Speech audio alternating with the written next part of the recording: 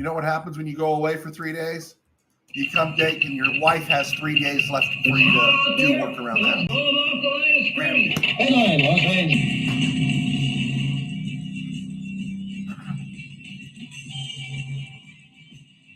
Live from the RamCave, I'm Joe Trozen, and this is RamView, the June 21st, 2025 edition, brought to you by Kistler Law Firm. Injured in an auto accident? Need help? Got questions? Call Kistler Law at 661-206-6990. That's Kistler Law at 661-206-6990.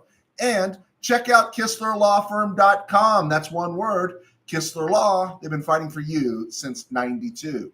And by Temple City Auto Repair. Having some auto issues? Get yourself some John and Henry at TempleCityAutoRepair.com. All right. Sorry about missing yesterday. Even sorrier about not being on at 8:30 this morning.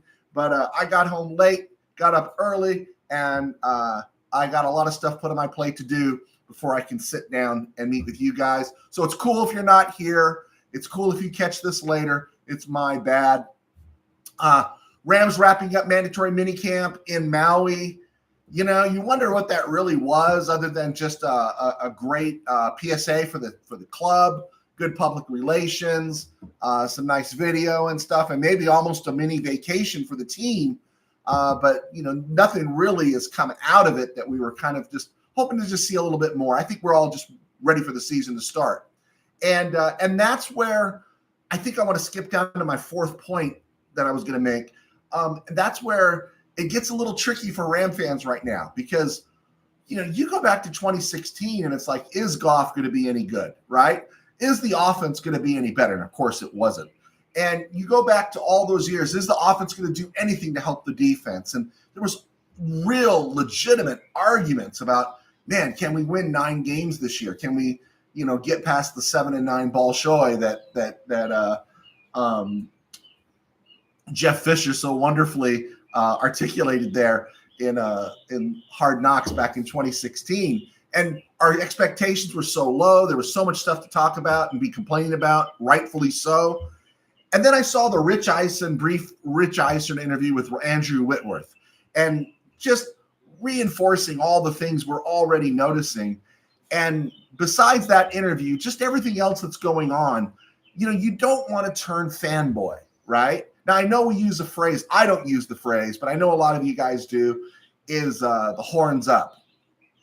And I feel like ever since the Rams got back, I'm dealing with two kinds of folk that no matter what happens, Rams lose 41-0 or 42-7 or nothing to the Falcons at home, you know, if you come out and say, hey, they suck, you know, there's going to be a strong crowd that's going to come out and say, you're not a real fan, horns up all the time. And I don't want to be one of those guys, right? But I also don't want to be a guy that, you know, not just bags on people. I don't want to be the guy that's always a fanboy. And that's one of our issues with the Rams right now, because they're giving you a lot of reasons to be fanboys, and I don't want to cross that line, you know. And that's something that's once you lose that ability, Steeler fan Rob feels like a fanboy. I know he's not going to like hearing me say that. Is that whatever the Steelers do, he's going to say amen to, right? You know, it was healthy, even though it was a smart move by the Rams. It was healthy for people to be upset about the Cooper Kupp departure. It's healthy to be really upset when they make certain moves you don't like, right?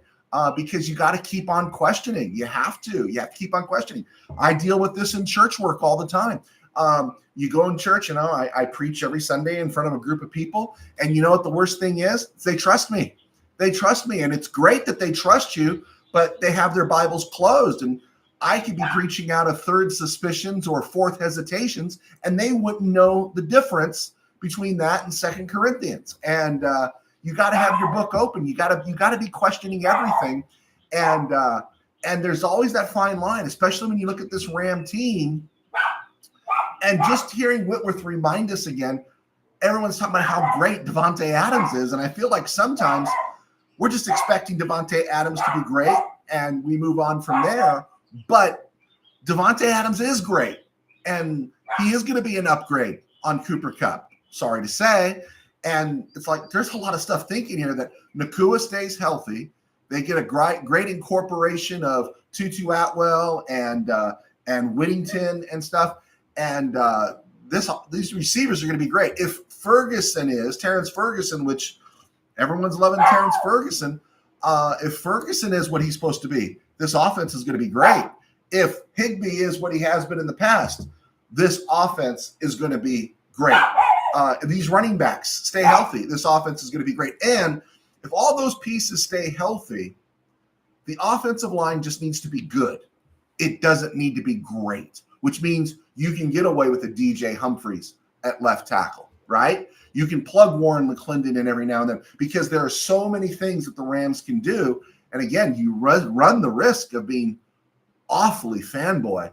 And so I'm just kind of wondering, like, where do you guys draw the line? That's something to think about. Go away for 2 days, and the continued argument about the Rams' CB room, their cornerback room being flawed. I can't believe the places I'm reading it and everything, and I didn't want to break it down anymore. But my question is, again, everyone that's in the media, the KBM, is saying Rams' cornerback room is flawed, looking for some reason. It's really flawed. It's flawed. It's flawed. But they liked everything else in the Rams. Well, why didn't the Rams draft a cornerback? Why didn't they sign a cornerback, right? And do you really think the way the McSnead front office runs, that they were really putting all their eggs into reacquiring Jalen Ramsey, who was not the guy he was in seasons 19 through 21? He's a great player still, but he's not a shutdown corner. Really, did you think that's what they were thinking? Right? Everyone has the right to be wrong. I get it, right? Emmanuel Forbes, I'm taking so many victory laps on Emmanuel Forbes right now, is that you can, Emmanuel Forbes can still be a bust, right? By the time the season comes about, I could say, yeah, Emmanuel Forbes is the guy they're focused on. I've been saying that since January, but he could still be a bust in September. Everyone has the right to be wrong.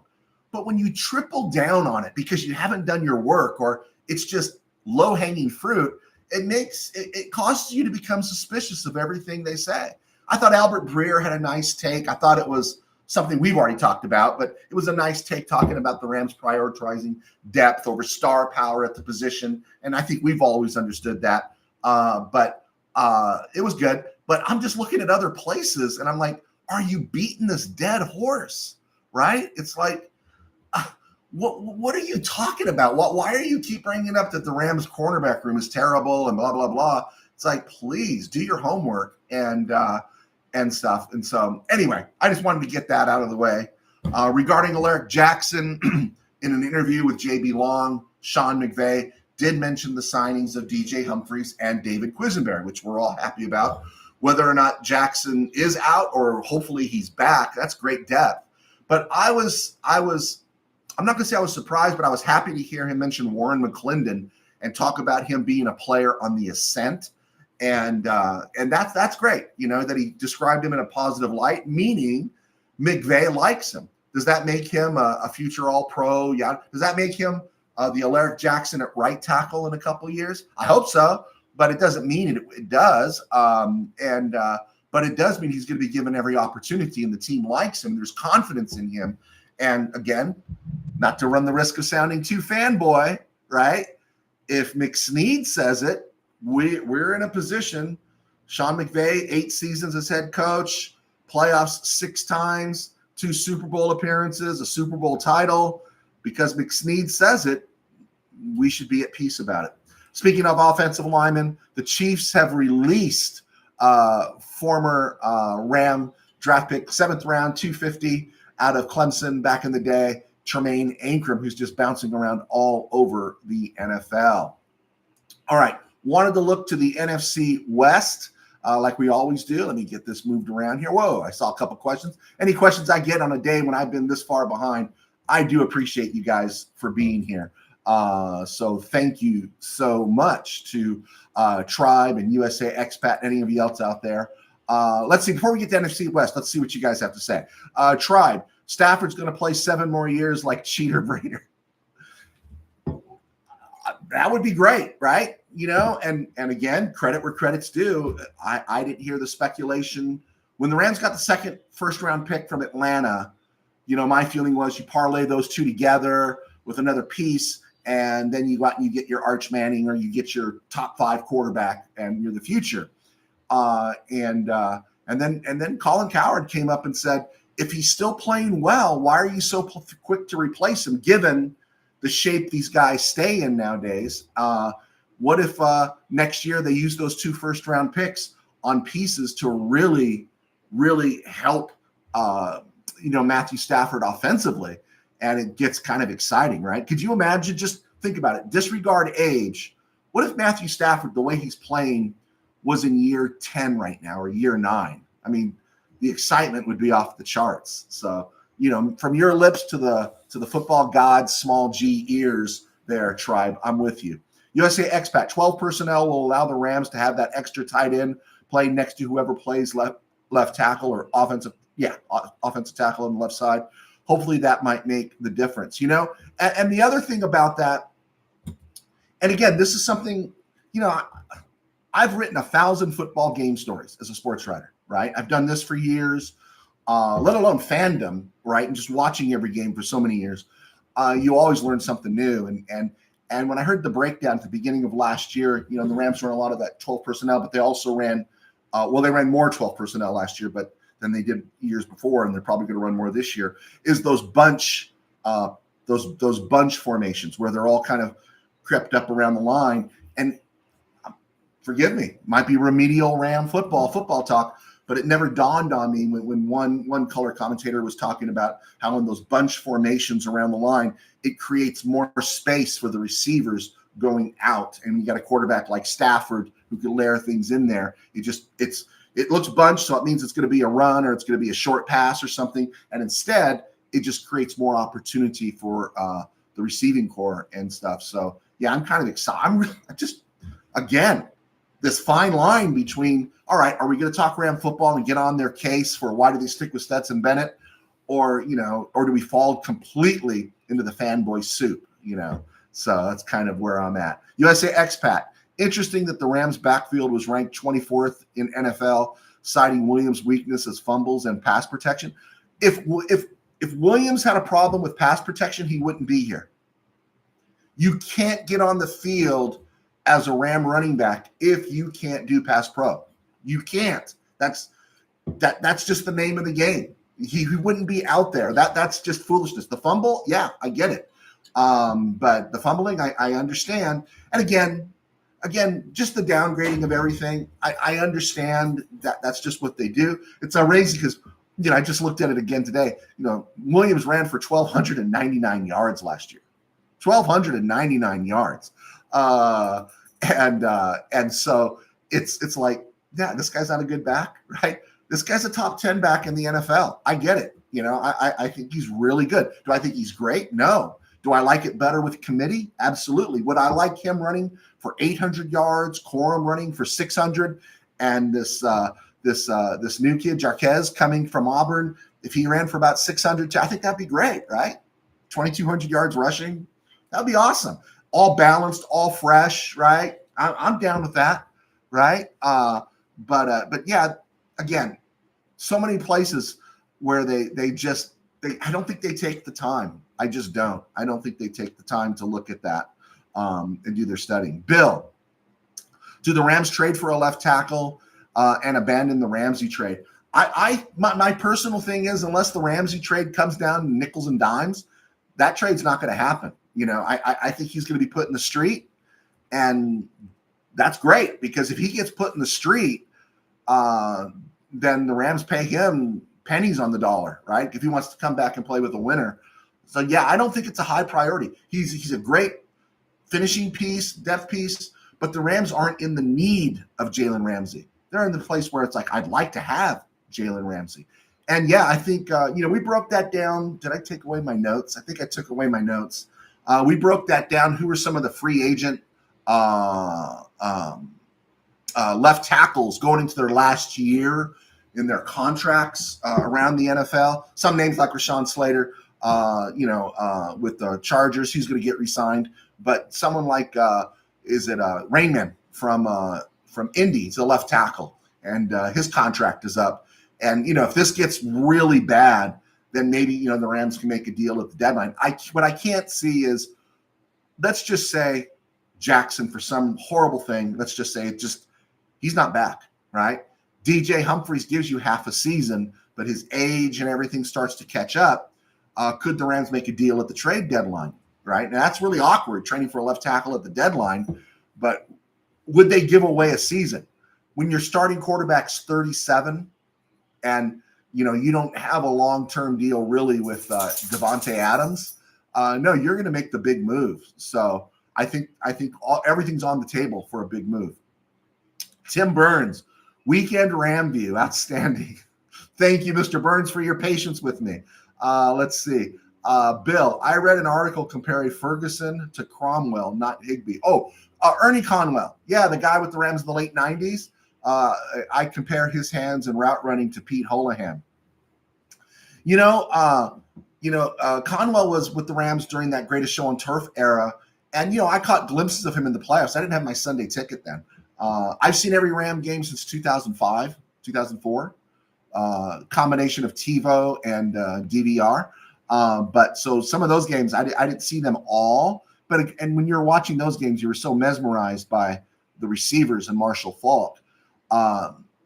Yeah, that's possible. I'm hoping he's going to be better. I really hope he's going to be better. I'm hoping he is Pete Holohan just a little bit faster, right? That would be great. Anytime someone mentions Pete Holohan, I'm really happy. I love Pete Holohan. Tim Burns, everyone who got after Caitlin swiftly loses in a major way. Hey, I don't know. I came home late Thursday night, and I watched the highlights from Clark's game up against Golden State, the Valkyrie, and she went 0 for 7. So that was kind of a rough game, 3 for 14 from the field. Has anything happened since? Kind of curious. What am I missing here? Man, guys, you honor me. Great audience here on a Saturday, and I'm 3 hours late getting on, 4 hours late getting on. Thank you for being here. Talking about the NFC West, we've hit on quarterbacks, we've hit on offensive line, defensive fronts, draft picks, and different things. One of the things I like to bring up, because you kind of lose sight of it because the offseason goes on, is who's gone. Who are players that are no longer with some of the teams? Like, the Rams lost half their wide receiver room. Tyler Johnson, Demarcus Robinson, Cooper Kupp. They're all gone, right? Hunter Long, which we kind of expected, but Hunter Long is gone. Jonah Jackson, Joe Nopu, gone. Michael Hoyt, gone. Neville Gallimore, right? Signed with the Colts, right? Gone. Bobby Brown, up until we got Puna Ford, I was like, please bring Bobby Brown back, right? Gone. Christian Roseboom, gone. Nate Landman's kind of an upgrade there. And, of course, John Johnson. And so the Rams have lost 11 players from last year's roster already, but 10 of them have found a home, which tells you how other teams value some of these ex-Rams. The only one that hasn't found a home is John Johnson, and I'd keep an eye on John Johnson at least through the second or third week of September, because that's what the Rams have done in the past, is they've brought him back. It didn't look like they would have bring him back, and they brought him back last summer. So keep an eye on that. But those are the players that are gone for the Rams. For the 49ers, the 49ers have lost 27 contributors from last year. In the quarterback room, Brandon Allen and Josh Dobbs. I think they got an upgrade there in Mac Jones, right? The running back room, okay? Christian McCaffrey's coming back. They got Isaiah Guerrero. But remember, they also had Jordan Mason and Elijah Mitchell. Mitchell was hurt early, didn't play last year, and Jordan Mason was producing. I think he's with the Vikings now. They're gone. Deebo Samuel's gone. Along the offensive line, Jalen Moore, Aaron Banks, John Feliciano, he retired. They're all gone. I think Jalen Moore signed with the Chiefs. Aaron Banks, I think, went to the Vikings or the Packers. Leonard Floyd, ex-Ram, gone. Devondre Campbell, you knew he was gone. Dre Greenlaw, gone, along with Talania Hufanga. They both signed with the Broncos. Malik Collins, Javon Hargrave in the front line, defensive line, gone. Javarius Ward, gone. Tayshaun Gibson, who contributed Super Bowl season, not so much last year, gone. Even their punter, Mitch Wishnowsky, is gone. 19 of those guys of the 27 have found a home, but that's a big change there in Frisco. That's a lot of changes, The Cardinals, because they're not as familiar, they lost 13 players. 8 of them found a home, but a couple of the guys there were kind of important there. Kaiser White, who played with Philadelphia when Jonathan Gannon was there and kind of helped them out at that linebacker spot for 2 years. He's still a free agent. And Dennis Gardeck, I think he signed with, he was one of those self-made Michael Hoyt types.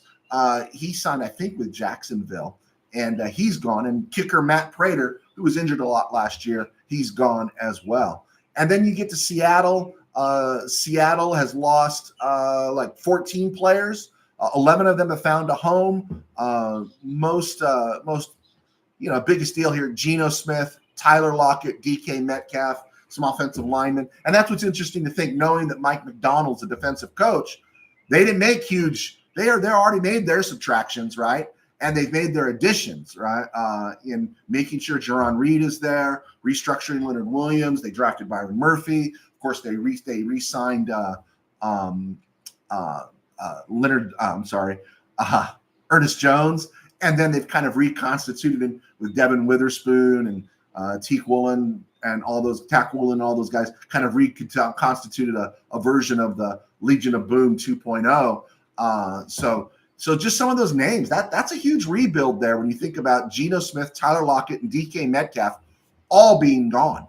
And they've replaced them with Sam Darnold and such. But it is interesting to see that there's a lot of change there in the NFC West.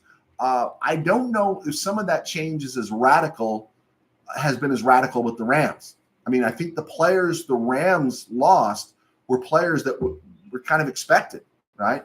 Demarcus Robinson looked like he was going to go. Tyler Johnson, Hunter Long, Joe Noteboom, definitely. We didn't want to lose Michael Hoyt, but we did, and we lost him at the right time because he's suspended the first, 6 weeks of the season. Bobby Brown, I don't think we wanted to, but Poona Ford's a more than adequate replacement. Christian Roseboom, who we liked, but Nate Landman's a replacement. Pretty fascinating here in terms of the Rams lost guys they expected to lose, right? I don't think any of us envisioned, people like Dre Greenlaw going, Javarius Ward going when the season was going on for the 49ers. Kaiser White, Dennis Gardeck. I don't think any of us projected them not coming back. And then, of course, the three there in Seattle with Geno, Tyler, and DK. So a lot of changes there, critical changes where I think the Rams are in a better position and are weathering changes better than a lot of other folks. So good for the Rams. Let's see here. Tim Burns, Shohei needs to bow tie a few Padres. Did I see it right when he got whacked? Was that in the ninth inning? When he got whacked, he looked back at his own dugout and raised a hand and told everybody, "Hey man, just stay. Don't come out." Right. And then I think he shook the hand of the first baseman. I think I saw a clip where he shook the hand. That was pretty cool. I don't know how you don't like Shohei Ohtani. I really don't. Right. I'm not a Dodger fan, but they know how to run their organization. Right. And hopefully for Laker fans, that whole thing about Jeannie Buss still being the governor, it's going to be window dressing. She could be the face of the franchise if they want, right? But I don't think she's going to be making decisions. You don't spend $10 billion to let somebody else make the decisions. So I'm kind of curious to see how it all breaks down going forward with the Lakers. Around the NFL department and other places, let's look at a couple things in the Help Me, Help You department. Yes, it was only a speeding ticket, but there were 2 of them. Note to Shador, right? You don't really have the credit after some of your pre-draft stuff and some of the stuff you did while playing at Colorado. You don't have that credit to as a 5th round pick to horse around. You don't even have the credit to leave a lousy tip at a popular Cleveland restaurant, right? You can't do it. Is the traffic ticket a big deal? Probably not, but it's you, right? And you have to know. He should learn from his dad that, again, he leaves a lousy tip at a restaurant in Cleveland, they're going to talk about it. And so he needs to, how does he say, tighten things up a little bit and just keep focused on football. Not that he hasn't. He's played well. Although I will say this offseason is the first time I've ever seen stats from a mini camp because they're fighting so hard for Shador everyone else in Cleveland to make their points, right? That I've never heard of completion percentages and touchdown throws and interceptions at mini camp or volunteer camp like I've seen this spring, talking about Shedeur having a 70+% completion percentage. It's how invested everyone is. So you're not going to get away with a speeding ticket, right? You're just not. Right? NBA Finals tomorrow night. Go Pacers. OKC should have finished it. They should have finished it. And now all the pressure is on the Thunder. And they're playing a team they can crush, right? They can come out there, all that Thunder crowd, Thunderdome, Thundermania, Blue Thunder, whatever you want to call it. They could come out and just put the hurt on the Pacers. It's extremely possible. But they're also playing to a team they lost to in game one, right? They're playing against a team that you don't want to be within a possession of in the last 3 minutes, because if there's any team that's figured out a way, it's the Pacers. And with all this time off after giving 23 minutes, I don't think there's going to be an excuse for Halliburton unless he injures it pregame or aggravates it more in pregame, is that they're going to be out there. The Pacers are going to be out there. The Pacers are going to play. And if they hang around, even when they lost game 5, before the Thunder pulled away at the end in OKC, that was a 2-point game or a 3-point game. So I'd be a little nervous if I was an OKC fan going into that game. And here's the funny thing. Game 6 was played on Thursday. I heard this on the radio when I was driving. Game 7 will be played on Sunday. To travel from Indy to OKC is only 744 miles, right? I actually heard a commentator say, it's a short turnaround for the Thunder to get things right. I heard this on the radio. Sports Talk guy said it. They're playing Sunday. It's a short turnaround, and I just laughed my head off. I can drive 700 miles. I drive 800 miles almost every day when I'm driving cross country. The sun won't even go down on you when you're driving that far. And they're complaining, which they're going to fly, that, it's a short turnaround. Not the players, but again, can you just help me get someone smart behind a microphone at ESPN or one of these conglomerate sports talk groups that fill our airwaves? Give us some local sports talk. Heaven's sakes. It was awful. Short turnaround from Thursday to Sunday. The fact that the NBA is in the 3rd week of June, that the NBA final is going to be played June 23rd is a joke, right? It's an absolute joke.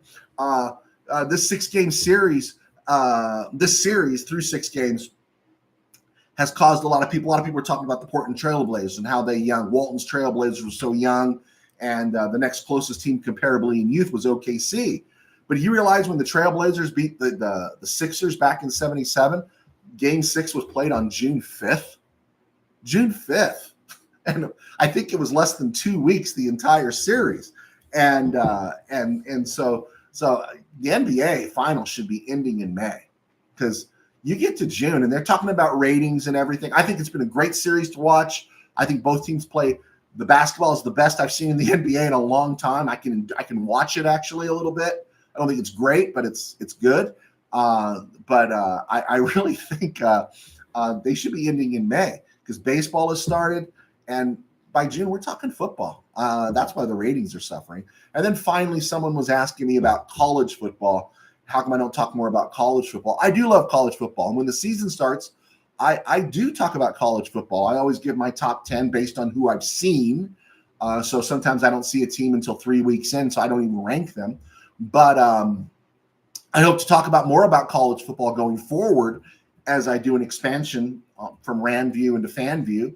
I'm working on that. I got some set pieces in here I'm working on. Got slowed down because of my surgery, but I hope to get that up and running soon. But until kickoff for college football, August 30th, when you get Texas, Ohio State, Alabama, Florida State, LSU, Clemson, I'm really not interested. I mean, it's too fluid, right? A day after that, August 31st, you get Notre Dame at Miami. That's great, but everything up to then is too fluid. Transfer portal, this, that, and the other. It's just too much. There was a time you could watch all the sports, and it's like, you know what? College football, I'm just waiting for it to start, because it's just too much happening. And I think it's great, but it's just too much happening. All right, you guys are still with me. Okay, let's see here. Mike Nelson. Mike Nelson, thank you for joining us, Mike. I don't think we've had you before.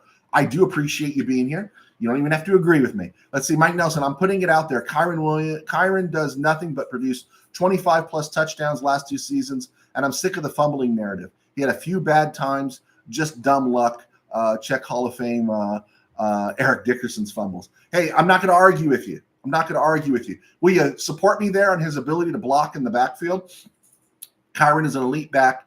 At least his production, and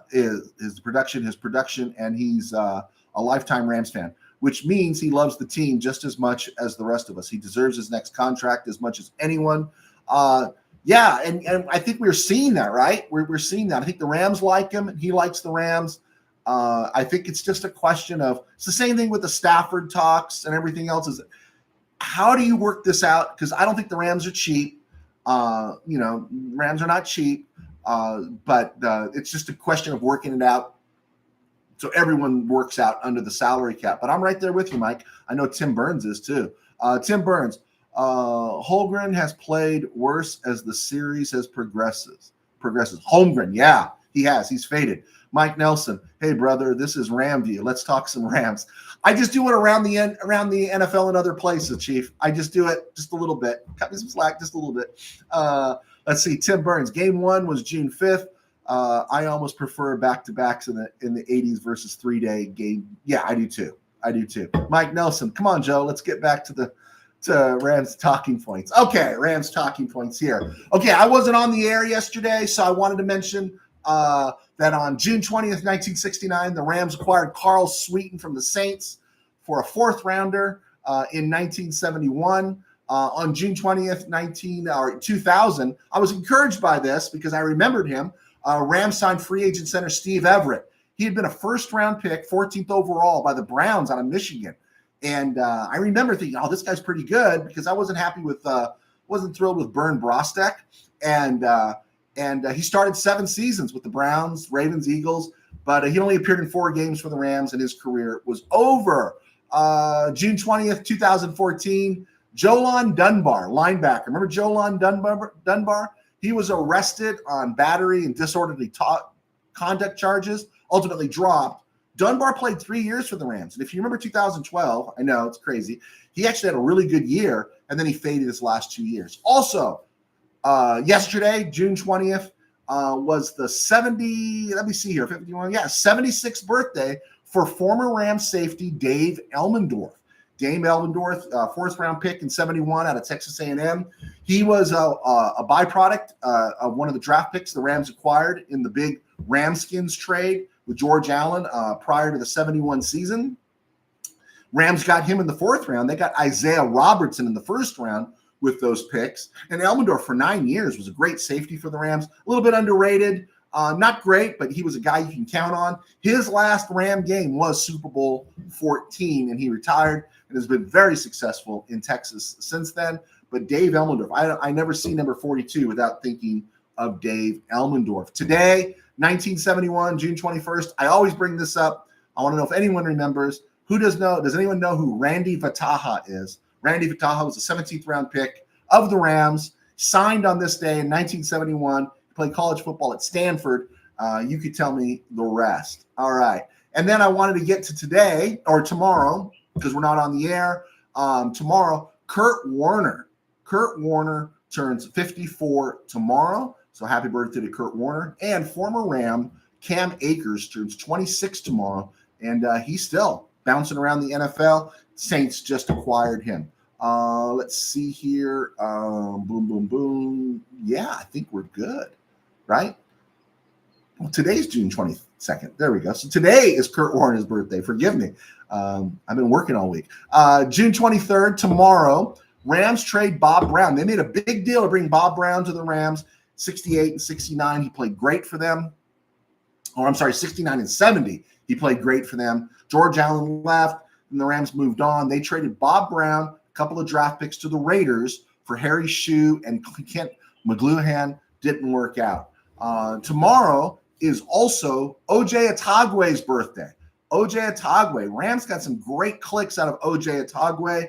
in the early 2000s, and he turns 44 tomorrow. And Rodney McLeod, another safety that made his bones with the Rams and then moved on to other things, had a long career. I think he picked up a ring with the Eagles in 2017. I think he did. Rodney McLeod turns 35. And both those guys, typical Ram safeties, right? They ain't going to give him that next contract at all. There we go. Let's see here. Tim Burns, I think Kyron's fumbling isn't as much an issue anymore. His production exceeds his issues. I think without going back too much on it, I've had a bad case of going back and say, I told you so, especially with the Emmanuel Forbes thing. But I think we talked about this quite a bit, is that the type of player Kyron Williams is, he's a Notre Dame guy, right? He's a Notre Dame guy. He's a 5th round pick. Very, at this point, self-made. And self-made guys are very conscientious about, hey, where did I screw up, right? Where, when you're kind of presented with a lot of stuff up front, you get to screw up and say, oops, and you pay no consequences. Kyron Williams is going to work on that. I don't think that fumbling thing is going to be an issue this season. I just don't. I really, really don't. And I would pay him not to run for another 1,300 yards and score 20 touchdowns. I'd pay him to just be there, right? To be everything Kyron Williams is, and then give him the dough to be the leader in the running back room, but to share some snaps with those other guys, just so everyone's fresh down the stretch. I'm not really worried about his stats as much, and I think he's gonna. Well, it's that same thing we all been talking about, and everyone's been talking about, because that's what the Rams do. He's just one of those high character content guys, and so he's just going to be a guy that's going to get better, right? Puka Nacua is a 5th round pick, right? This is a guy that gets better, right? Cooper Kupp, 3rd round pick, guy got better. No one expected Cooper Kupp to be who he was, and it's just, I think that's just, again, that ground where I was talking about at the beginning. How do you talk well about the Rams without going fanboy, right? That may be one of the benefits of everything pre-McVay, from Fisher going on back to the end of Mike Martz's run, is you never ran the risk of being fanboy, because you could call out and say, this thing sucks, right?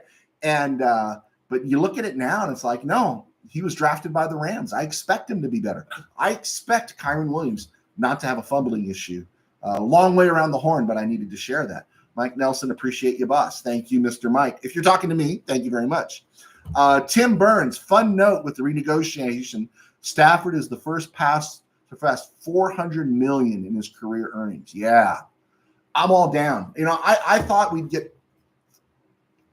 I was hoping to get 2 years out of Stafford when the Rams made the deal, and that was good with it. Get 2 years out of Stafford. And I remember after 2022 and the little neck issue and everything fell apart, and then he had the arm thing. Remember, there was a little bit of a sore elbow in the spring. He wasn't throwing.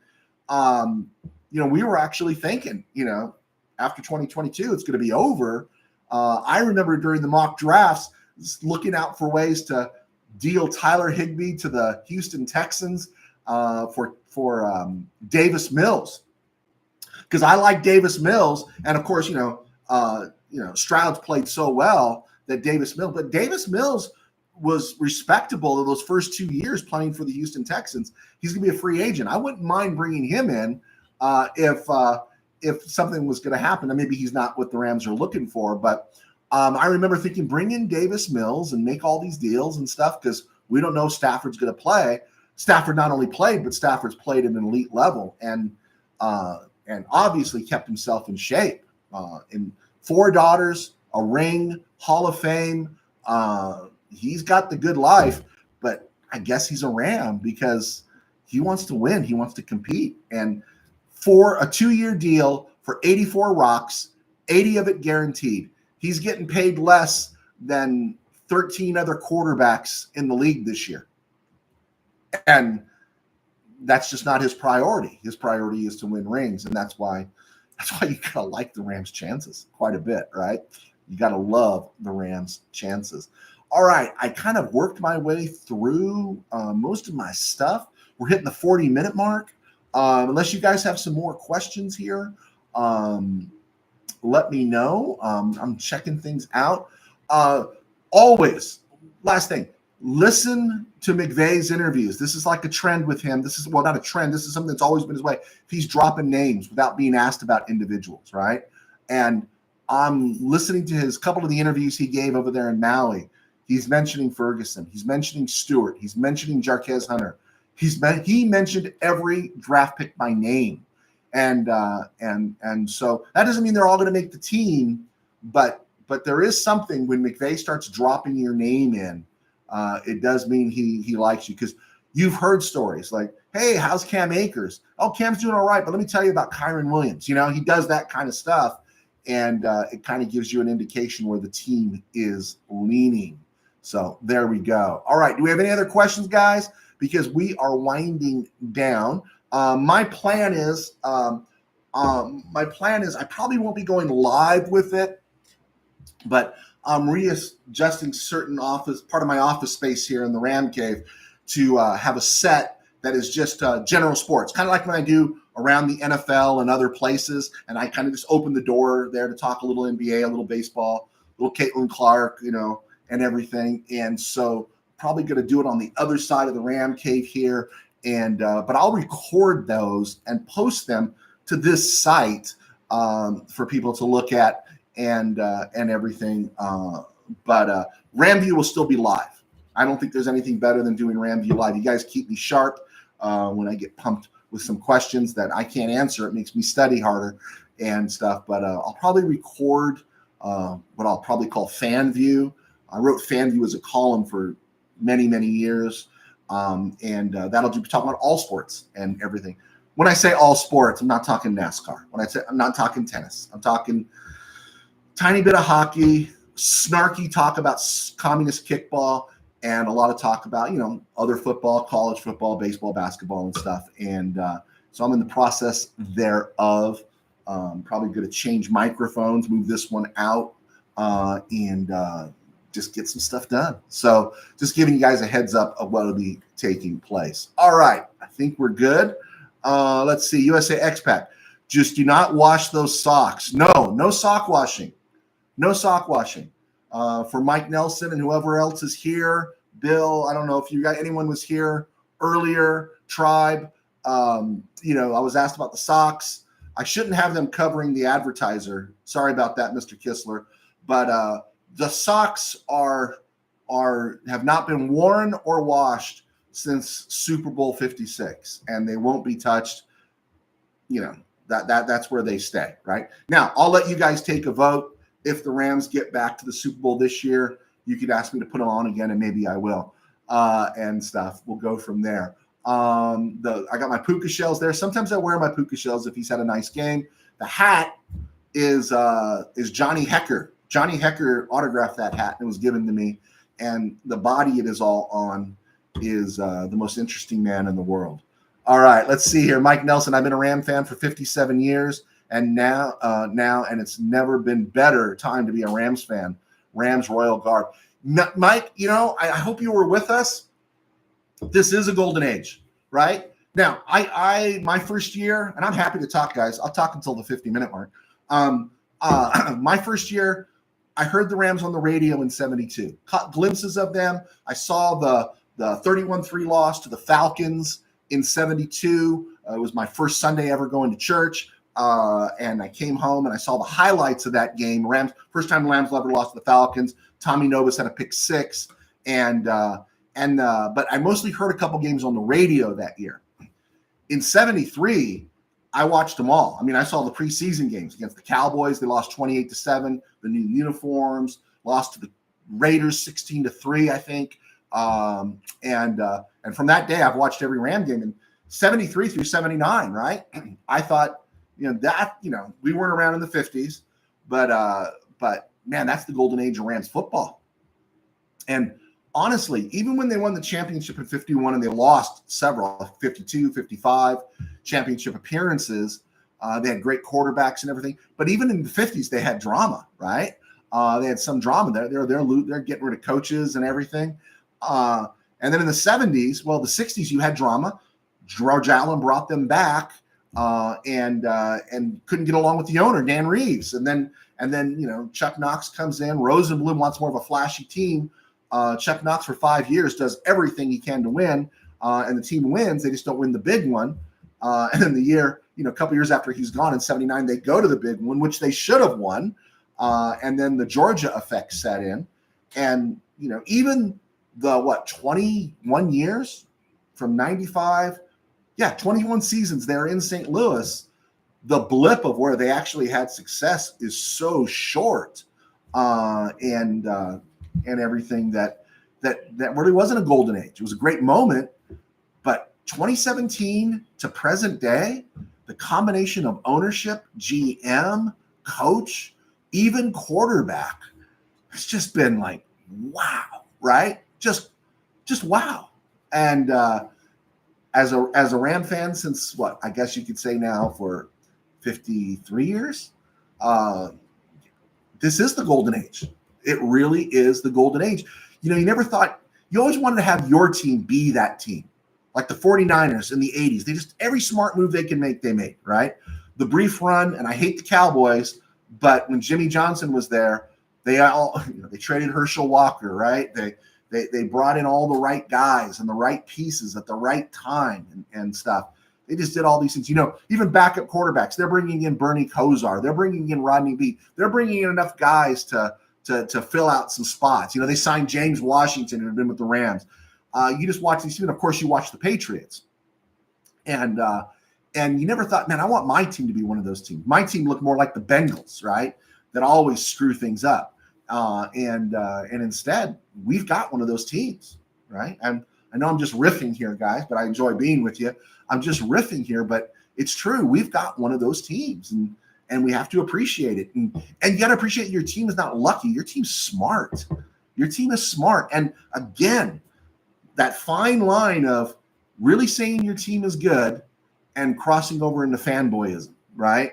That no matter what, you're going to say horns up. No, blank that. I'm not going to always say horns up. There's no way I'm going to always say horns up if they do something stupid, right? If they gave, I don't know, if they gave Kyron Williams 3 years at 60 rocks, 20 rocks a year, I would say that's stupid. We have to say that's stupid.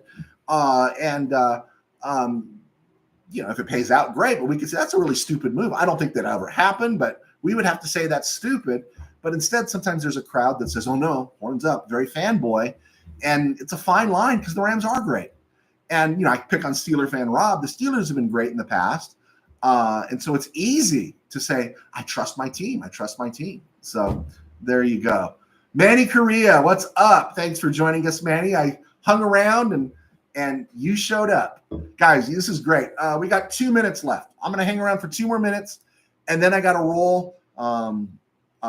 My name's Joe Churros, in a sports writer for 21 years. Please hit like and subscribe, share with your friends. My books are on Amazon. My latest book came out in September, Game Day in the RamCave, fictional account of a Rams NFC Championship game with the Green Bay Packers. Also, I've got a high school football novel that I put out 10 years ago. It's probably my most successful book called Tangent Dreams. Be sure to check that out.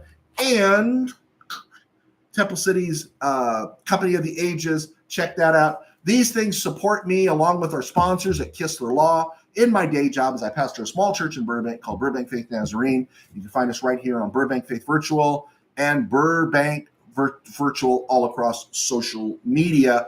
Check us out also. We'll be posting this tomorrow on Spotify and iHeart. All right. We're in the last minute here. Manny, Pastor Joe, so right. Emmanuel Forbes time. There you go. Yeah. I don't want to be an I told you so guy unless my friends are around. And then I love saying I told you so to people in the room. Okay, guys. Thanks for hanging out with me on a weird Saturday and me being on late. I blew it, but we're here now. And we're good. Guys, Bill, Tribe, Tim, Mike, Manny, thank you, USA Expat. Thank you for joining me. Thank you for hanging out. Anyone else out there, hit like, subscribe. We will see you Monday. Take care.